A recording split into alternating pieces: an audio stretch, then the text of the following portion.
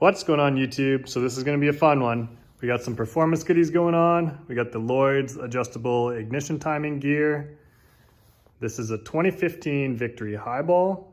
This bike already has a full stage 1, so intake, exhaust, and a Power Commander 5. This ignition wheel should complement the setup very nicely, and I'm excited to try it out. In this video, I'm going to show you all the details on my Power Commander and how to do this safely so you're not adding any ignition timing twice and potentially damaging your engine. So first things first, let's go over to the Power Commander and make sure we can adjust it before we modify anything on the engine side. And just a closer look up at the intake and exhaust. So I'm still running the factory air box, just with a K&N style washable filter. And I have Conquest 2-to-1 pipes. Really nice exhaust, I like it. So just lifted the seat off here. These are Power Commander 5. This is the style of cable you need. Just plugs into the side. So that guy's plugged in, and now let's plug into our laptop.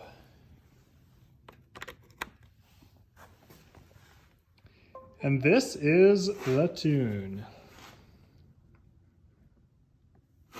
So let's take a look at this guy here. Try and adjust this so you can see it. So ignition timing, this is the table you're going to want to look at. And this is a pro tune. I'm actually kind of surprised that this whole table is already zeroed out, and he only added 4 degrees on this side here, and that's only 4 degrees above 2500 RPM at wide open throttle.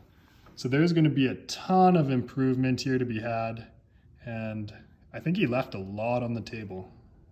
So because I'm adding 4 degrees ignition timing mechanically with that gear, I'm going to zero this table out completely, and we're just going to start from there because this will basically be 4 degrees mechanically advanced at all RPM.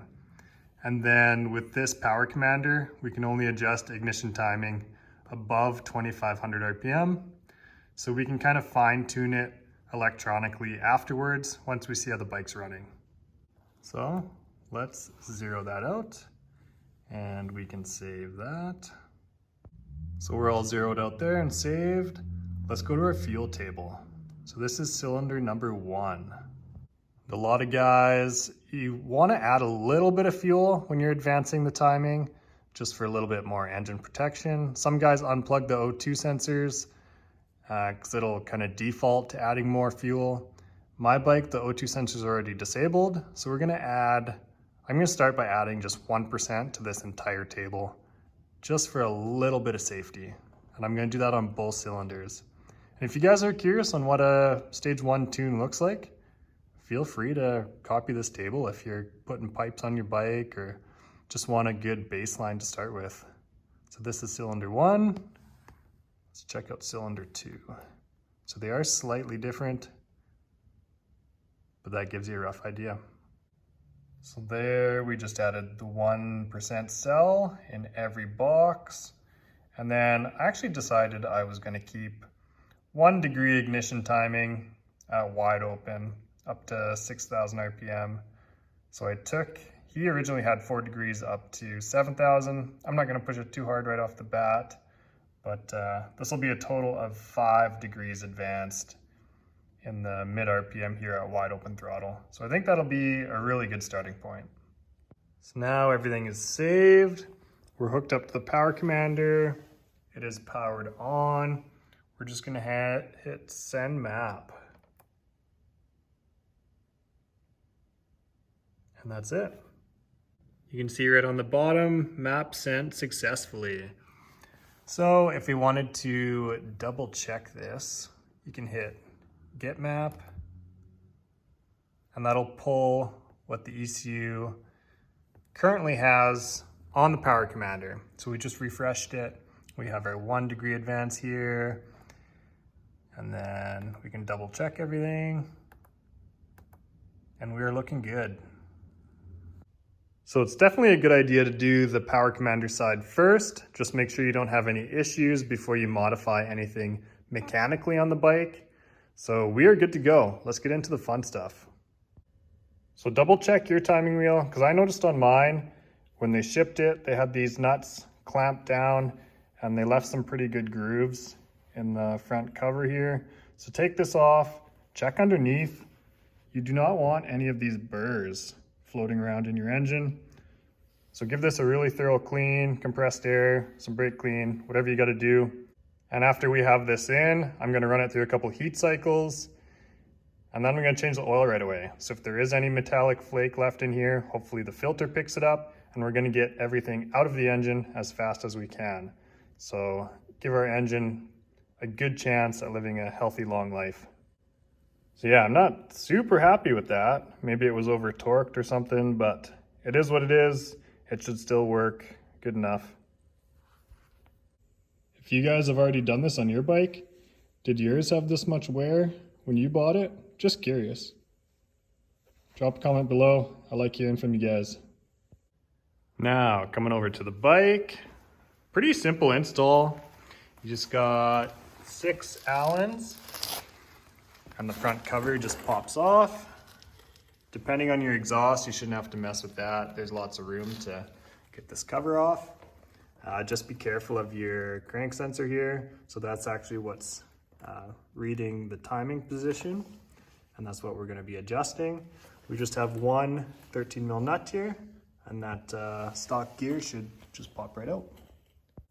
Got her all cleaned up, ready to install. And yeah, looking closer at this thing, some of these nuts are even rounded a little bit. Almost looks like they sold me a used one or something, but shouldn't matter too much.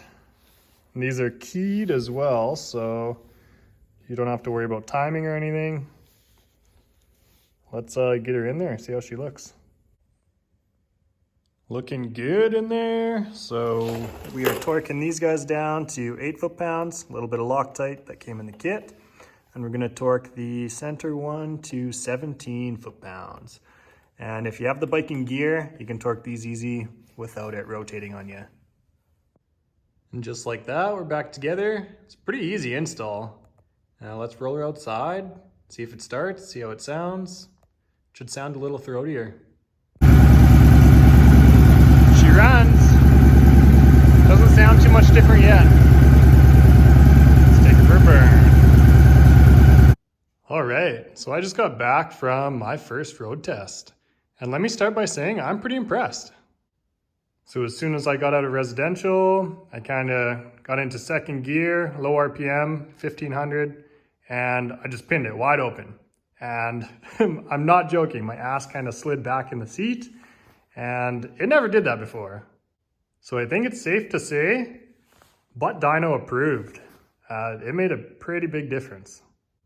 So with it mechanically advanced 4 degrees with that gear, and then 1 degree electronically advanced with the power commander, the bike seems really happy in that range, and I'm definitely gonna leave it there for a while. I'm not gonna add any more fuel or anything like that either. It's very close to where it needs to be. Another thing I noticed almost right away, the exhaust note. It didn't really change casually cruising around, but wide open throttle, it does seem a little bit louder. And if you kind of crack the throttle, it sounds sharper. Revving it in neutral or when you downshift and rev match, it is a lot sharper and a lot more crisp. When you get your little bit of burble on decel and a little bit of backfiring, the bike did that before, so that's not in relation to the timing advancement, but it does sound more aggressive all around. For the couple $100 you're gonna pay for this mod, it's totally worth it. The fun factor is through the roof now. I would recommend this to pretty much anyone with a Victory. It's a great product. So I'm really enjoying this thing. I like it so much, I'm gonna end the video here. I'm gonna go for another ride because I want some more seat time on it. Hopefully you got a little bit of value out of this video, and now you kind of know what is all involved if you go to install one of these on your bike. Really easy job.